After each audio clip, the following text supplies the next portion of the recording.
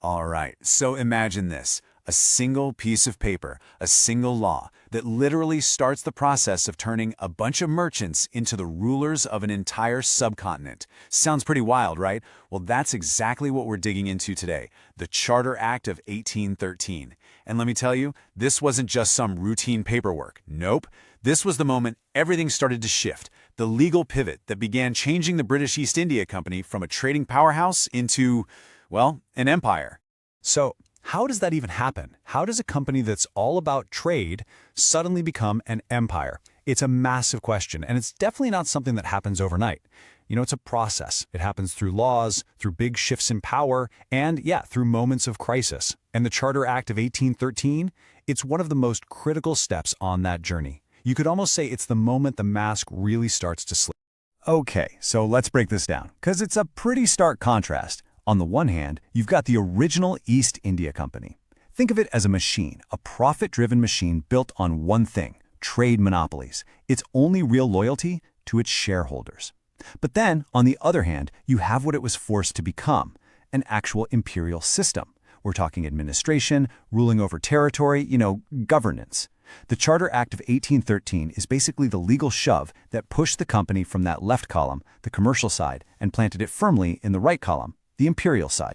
So the big question is, why? Why did this happen? Why couldn't the company just keep on being this trading giant?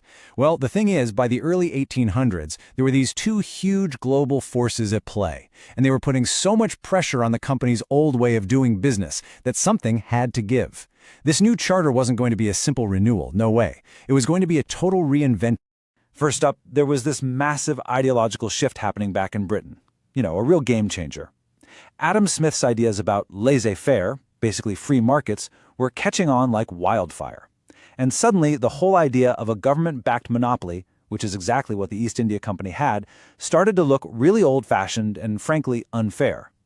You had all these other British merchants looking at the huge market in India and saying, hey, wait a minute, we want a piece of that pie. And then, factor number 2, Napoleon Bonaparte.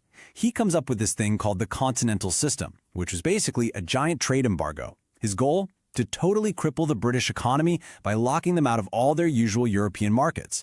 So what happens? All these British traders are suddenly desperate. Their doors in Europe are slammed shut, and they need new places to sell their stuff.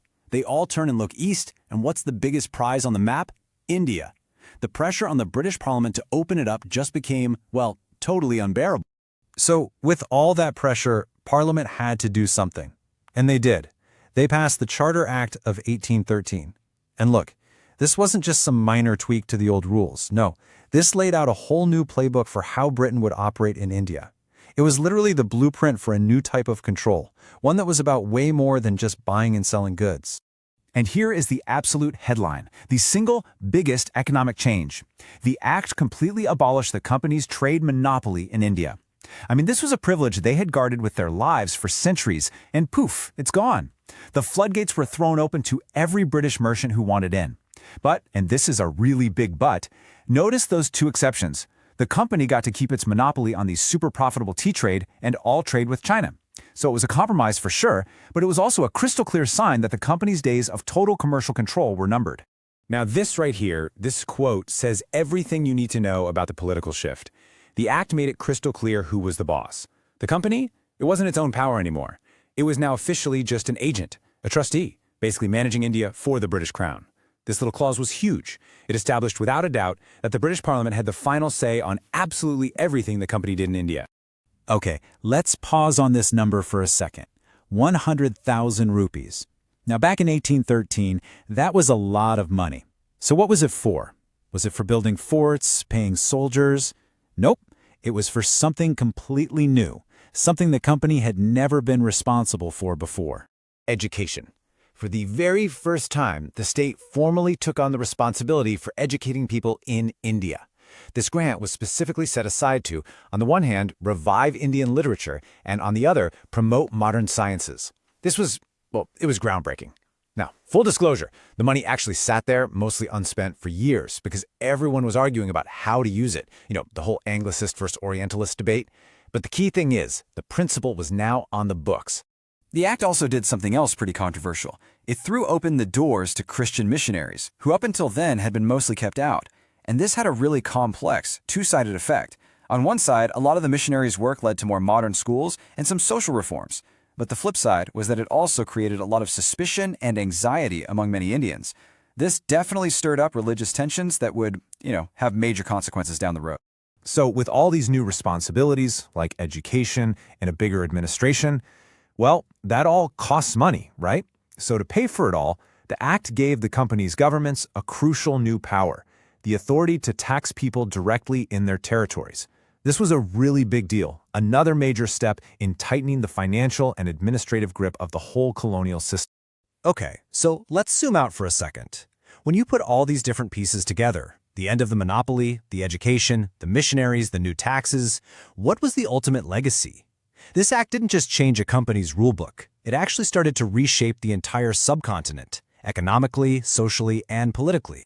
And this really sums it up nicely. Let's walk through it.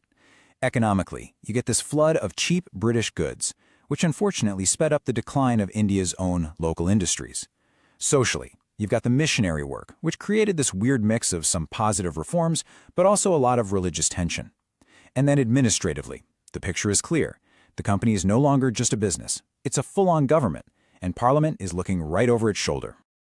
Looking at it on a timeline like this really helps you see that the 1813 Act wasn't just some random event. It was a pivotal moment in a longer story. See, back in 1793, the company's monopoly gets extended. Then, boom, 1813, it gets broken. And then look what happens just 20 years later. In 1833, the company's trading days are over. Finished. It becomes purely an administrative body for the British Crown. 1813 was the critical tipping point. All right, we have covered a ton of ground here, right? From Adam Smith and Napoleon all the way to education funding and missionaries.